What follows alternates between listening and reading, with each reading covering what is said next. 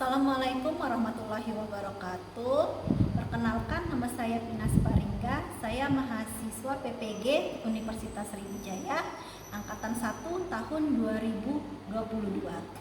Hari ini tanggal 5 Oktober saya akan melaksanakan praktik uji kinerja dengan materi Sistem Hukum di Indonesia dan akan dibuktikan pada hari ini pada tanggal edisi Rabu 5 Oktober tahun 2022. Selamat menyaksikan.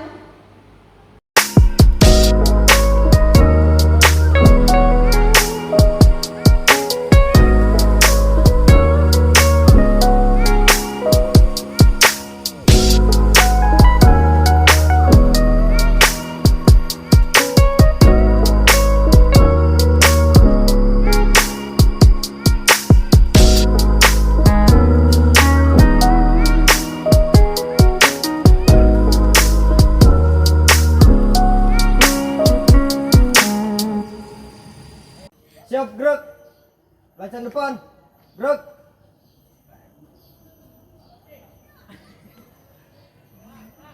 Tegak. Gerak.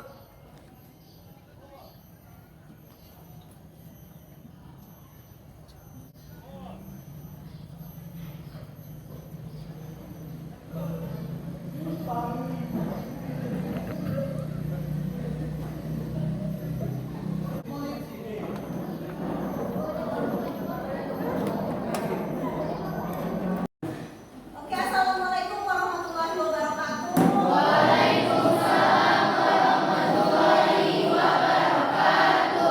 Apa kabar semua?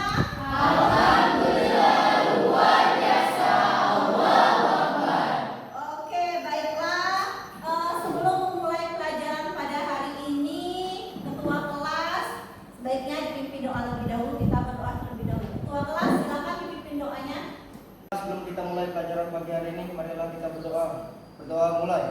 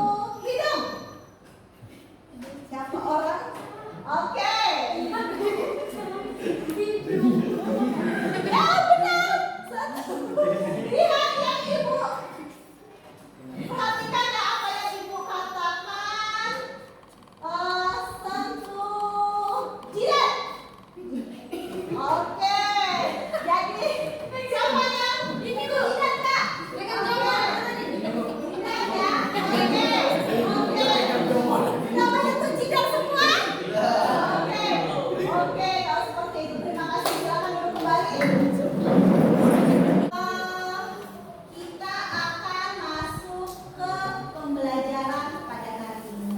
Sudah siap? Sekarang coba keluarkan bukunya, buku pelajaran yang dikeluarkan. Bukunya di bab ketiga tentang sistem dan hukum yang ada di Indonesia. Hukum yang ada di Indonesia. Nah, sebelum kita masuk ke materi, di sini Ibu akan perlihatkan dengan kalian tentang tujuan pembelajaran pada hari ini. Di sini tujuan pembelajaran ini yang diharapkan kepada kalian di sini yang pertama yaitu melalui kegiatan mengamati tayangan PPT yang ditampilkan ini, kemudian ada video juga.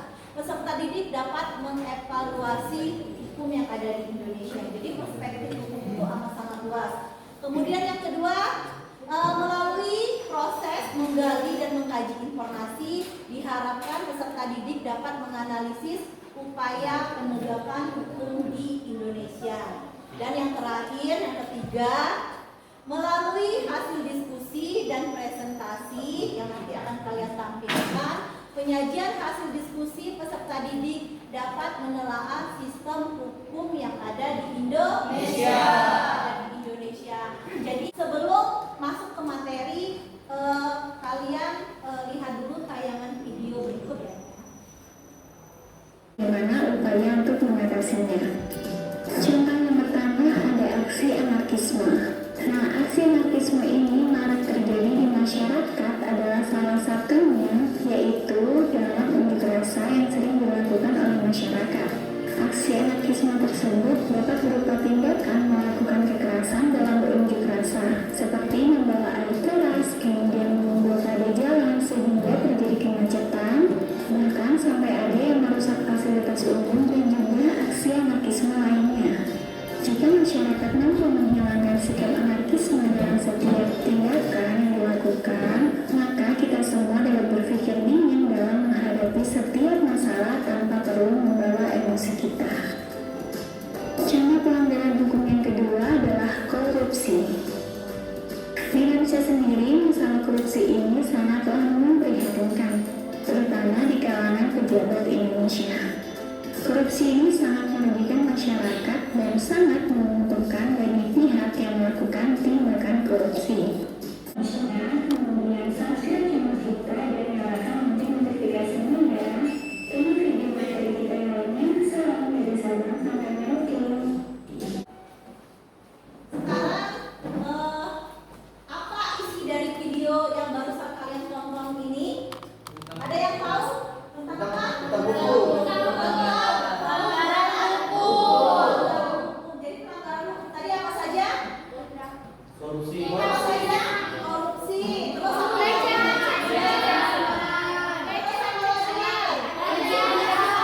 Nah, jadi itu merupakan salah satu dari yang namanya pelanggaran hukum.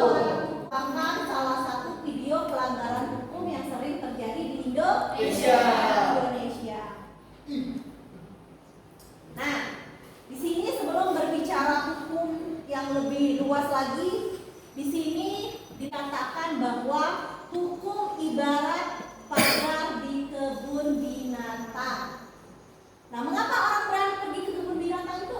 Kenapa? Ada yang bisa jawab?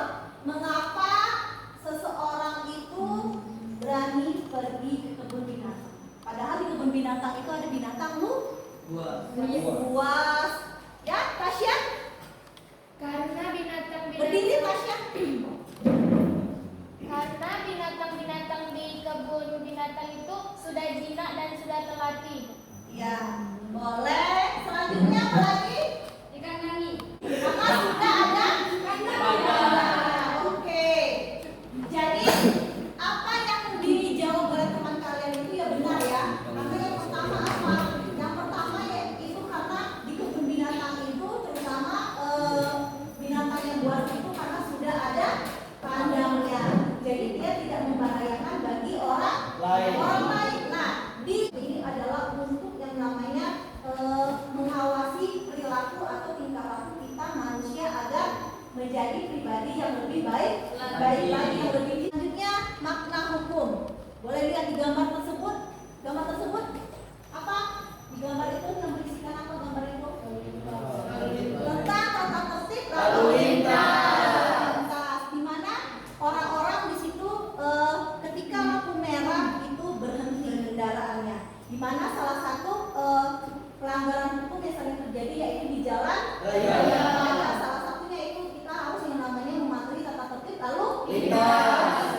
Jadi secara tidak langsung kita itu sebagai masyarakat sudah mematuhi peraturan. Nah, hukum di sini adalah hukum merupakan peraturan berupa norma dan sanksi yang dibuat dengan tujuan untuk mengatur tingkah laku manusia.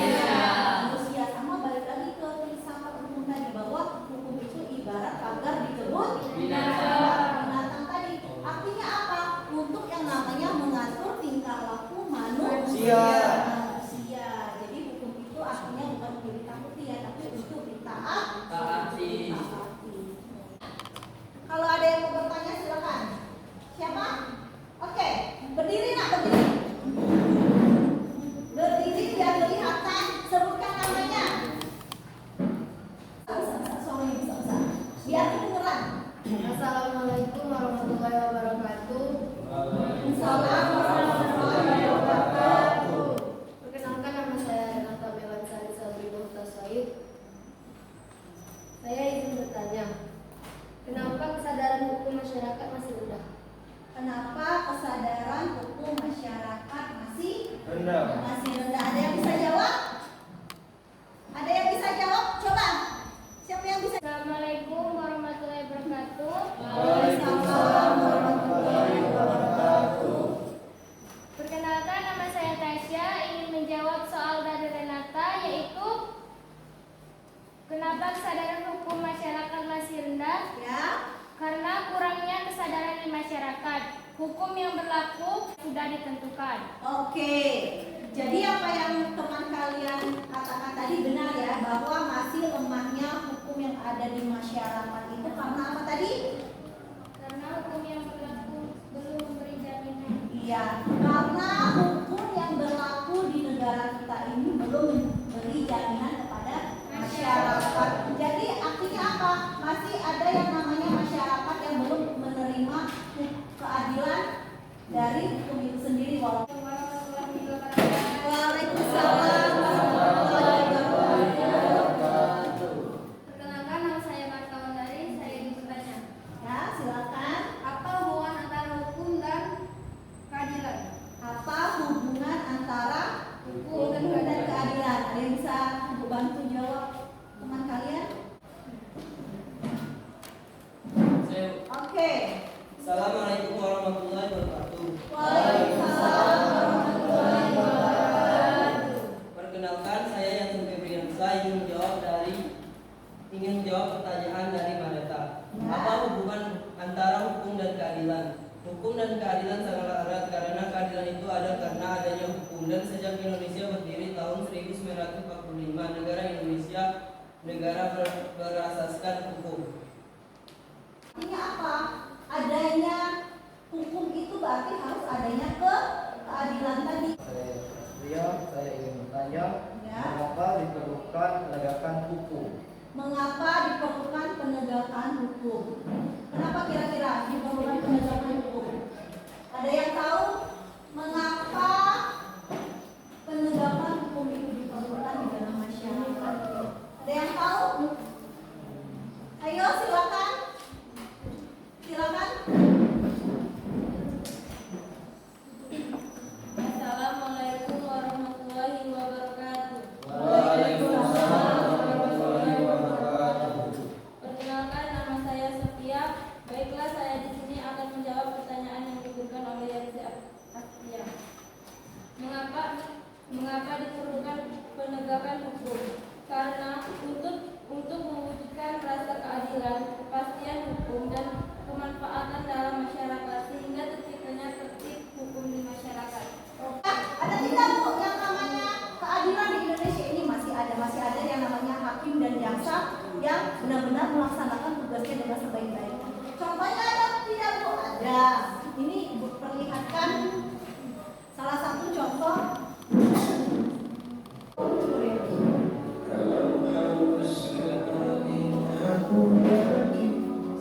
Aku takkan sanggup dengan yang terjadi pada kita jika melupakan hal yang mudah ini takkan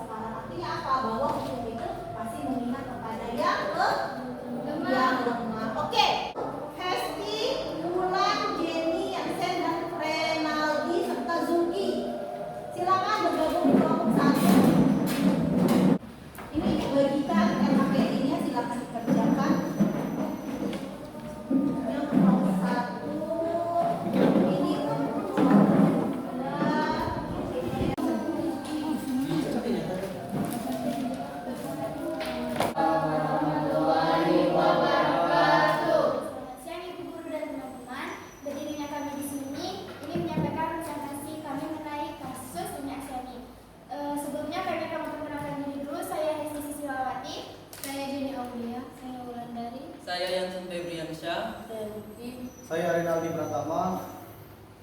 Baiklah, di sini saya dan teman-teman akan mempresentasikan hasil diskusi kami.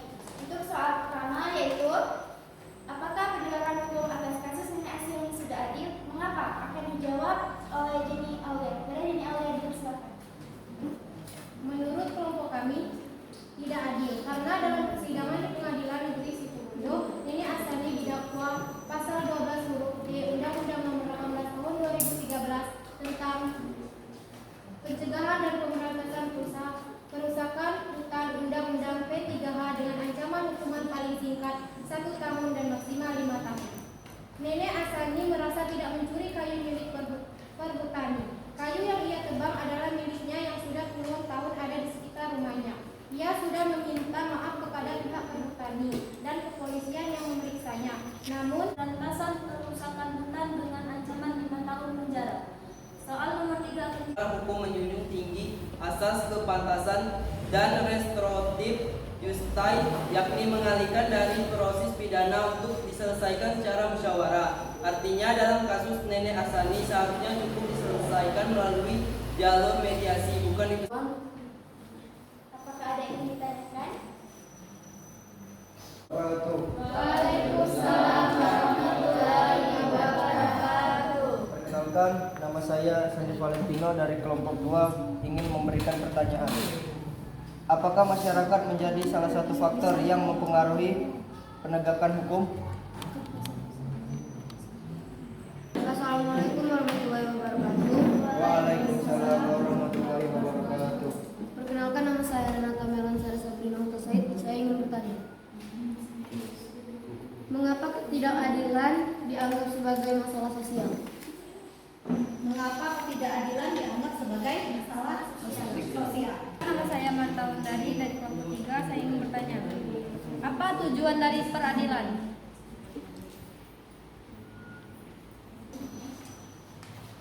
Baiklah, pertanyaan pertama akan dijawab oleh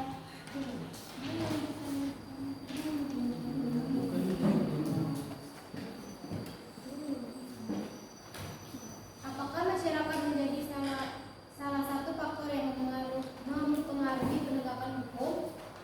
Menurut kelompok kami, karena semakin tinggi kesadaran hukum masyarakat, maka akan semakin memungkinkan penegakan hukum yang baik. Sebaliknya, jika semakin rendahnya tingkat kesadaran hukum masyarakat, maka akan semakin sukar untuk melaksanakan penegakan hukum.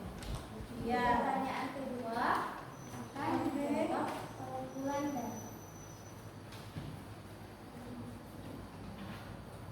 Di sini saya akan menjawab pertanyaan dari Renata, mengapa ketidakadilan dianggap sebagai masalah sosial. Menurut kelompok kami, karena mengandung unsur kewenang-wenangan, yaitu pada umumnya menyangkut masalah pembagian sesuatu terhadap hak seseorang atau kelompok, dan dampak ketidakadilan akan memunculkan kesenjangan sosial ekonomi pada masyarakat, dan hal ini menyebabkan masalah sosial yang terjadi di masyarakat. Pertanyaan nomor 3 Baiklah, saya akan menjawab pertanyaan dari Mareta. Apa tujuan dari pengadilan? Jawaban dari kelompok kami adalah sebagai badan pelaksana kekuasaan kehakiman bagi rakyat mencari keadilan, menerima, memutuskan setiap perkarayangan yang diajukan dan menyelesaikan masalah. Oke. Yang diakali sehingga yang mempunyai kekuasaan atau jabatan bisa lepas dari hukum. Sebaliknya, yang tidak mengerti hukum, rakyat biasa bisa dicari-cari pasal hukum untuk menjeratnya, sehingga hukum di Indonesia ini tajam ke bawah tapi tumpul ke atas. Oke, baiklah. Jadi bagaimana pertanyaan yang disampaikan oleh teman kalian tadi? Apakah sudah paham dan mengerti semua? Sudah? Sudah. Oke, terima kasih. Oke, baiklah. Jadi bagaimana pertanyaan yang disampaikan oleh teman kalian tadi? Apakah sudah paham dan mengerti semua? Sudah? Sudah. Oke, terima kasih kepada kelompok 1. Tepuk tangan dulu kelompok 1. Grupnya masing-masing. Assalamualaikum warahmatullahi wabarakatuh. Waalaikumsalam warahmatullahi wabarakatuh. Kami dari kelompok 2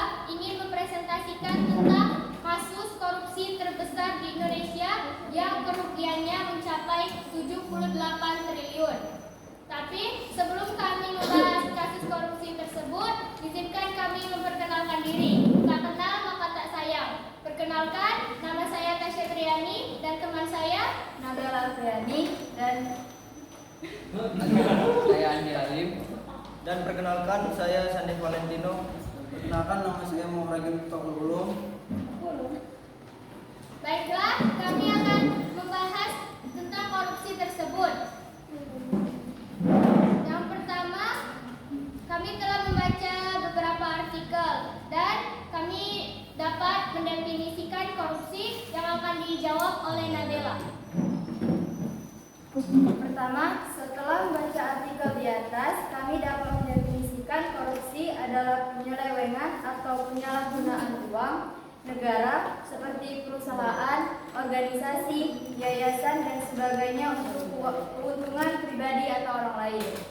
Yang kedua, menurut pendapat kami, korupsi mempengaruhi kehidupan masyarakat karena mengakibatkan penurunan daya saing nasional, mengganggu pertumbuhan ekonomi, menimbulkan biaya sosial yang besar, dan menambah angka kemiskinan. Soal selanjutnya akan dijawab teman kami. Apa saja faktor penyebab korupsi di Indonesia? Menurut kelompok kami, penyebab faktor korupsi di Indonesia yaitu terdiri dari faktor internal, yaitu sifat serakah manusia, gaya hidup yang konsumtif, dorongan keluarga, dan faktor eksternal yaitu aspek pemahaman masyarakat, aspek ekonomi, dan aspek politis. Soal selanjutnya akan dijawab oleh teman saya.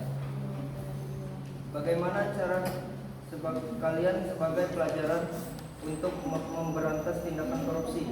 Hasil diskusi kami yaitu harus mengajarkan budaya tanggung jawab. 2. Berlatih bersikap jujur khususnya keuangan. 3. Memberikan efek jerah pada siswa bila berbuat salah. 4. Melakukan kontrol diri terhadap tindakan disiplin. 5. Memiliki gaya hidup. Baiklah, itu tadi kelima soal yang telah kami diskusikan. Apakah kelompok lain ingin bertanya? Assalamualaikum warahmatullahi wabarakatuh. Waalaikumsalam warahmatullahi wabarakatuh. Perkenalkan, nama saya Jenny Aulia. Saya dari kelompok 1 ingin bertanya, apa saja dampak dari korupsi? Apa saja? Dicatat dulu ya, apa saja dampak dari korupsi. Oke. Selanjutnya ada lagi kelompok lain yang ingin bertanya, boleh? Assalamualaikum warahmatullahi wabarakatuh. Waalaikumsalam warahmatullahi wabarakatuh. Perkenalkan, nama saya Yepsi Aspria. Saya dari kelompok 3 ingin bertanya, mengapa korupsi di Indonesia saat ini sulit untuk diberantas? Assalamualaikum warahmatullahi wabarakatuh. Perkenalkan, nama saya Perkenalkan, nama saya Sakila. Ini menyebabkan kemiskinan. Baiklah, tadi ada beberapa pertanyaan dari teman-teman sekalian. Pertanyaan pertama dari kelompok 1 akan saya sendiri yang menjawab. Pertanyaan yaitu, apa saja dampak dari korupsi? Banyak sekali dampak dari korupsi. Salah satunya ketimpangan pendapatan, memunculkan kemiskinan di masyarakat, dan akan membuat masyarakat semakin menderita dengan mahalnya pelayanan publik, dan juga pastinya berdampak pada semua sektor yang ada, ekonomi, politik, pendidikan, dan sebagainya. Selanjutnya, pertanyaan nomor 2 dari kelompok 3 akan dijawab oleh Nabila. Jadi, saya akan menjawab dari pertanyaannya tadi, mengapa korupsi di Indonesia saat ini sulit untuk diberantas.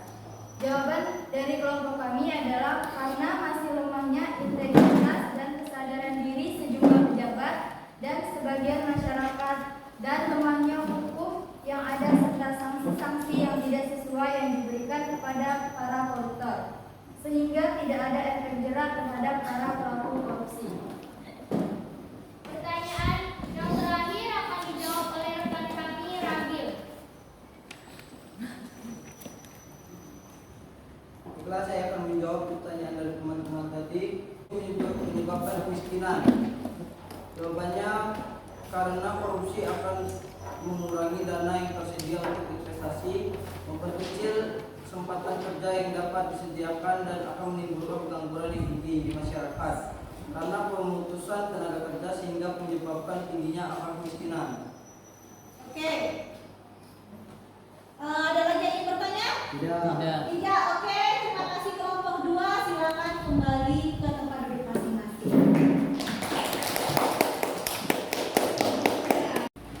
Assalamualaikum warahmatullahi wabarakatuh. Waalaikumsalam warahmatullahi wabarakatuh. Kami dari kelompok 3 izin mempresentasikan tentang kasus korupsi terbesar di Indonesia.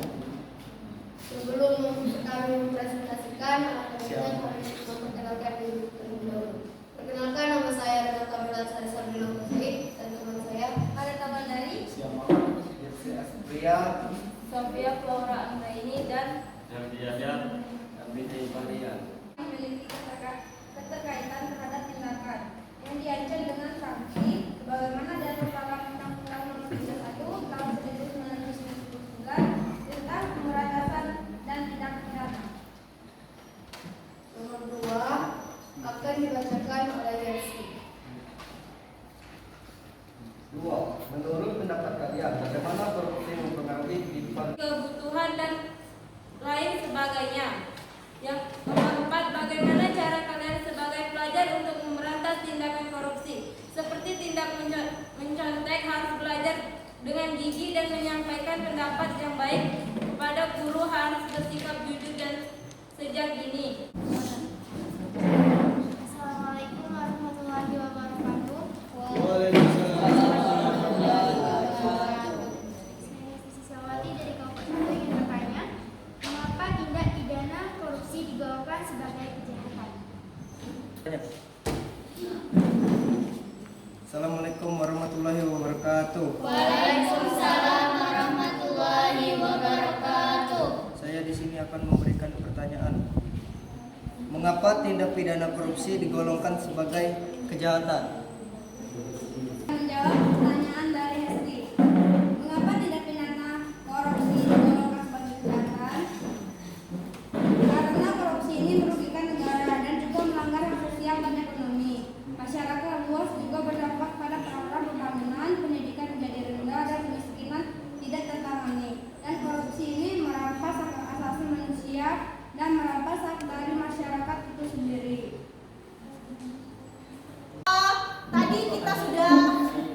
Tadi kita sudah melaksanakan presentasi.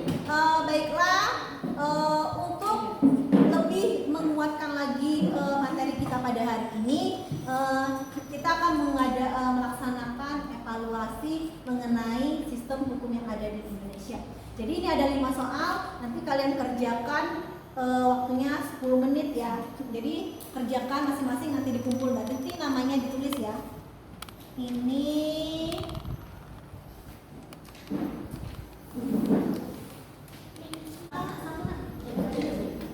ya, disilang saja, kasih nama. Sekarang silakan kerjakan evaluasi tersebut dalam waktu kurang lebih 10 menit. Sudah itu dikumpulkan dengan itu. Oke?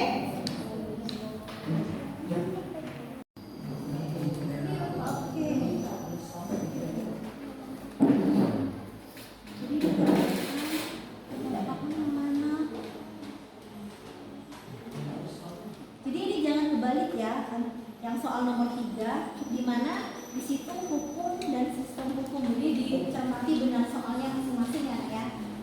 Jangan asal-asalan jawab.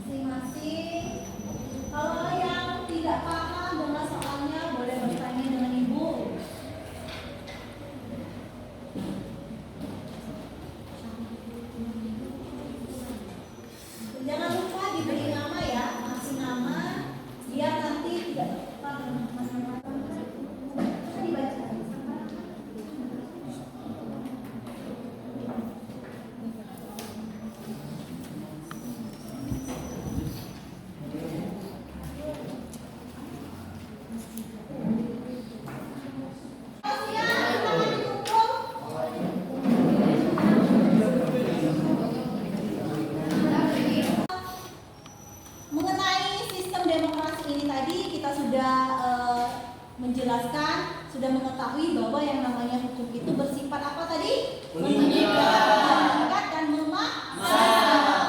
Oke, dari keseluruhan materi kita hari ini, apa kira-kira yang dapat kalian simpulkan dari kegiatan kita hari ini? Ada yang tahu?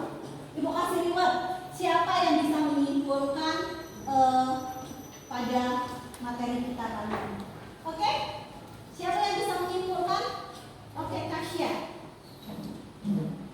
Assalamualaikum warahmatullahi wabarakatuh. Waalaikumsalam warahmatullahi wabarakatuh. Saya Tasya dari kelompok 2 ingin menyimpulkan tentang hukum.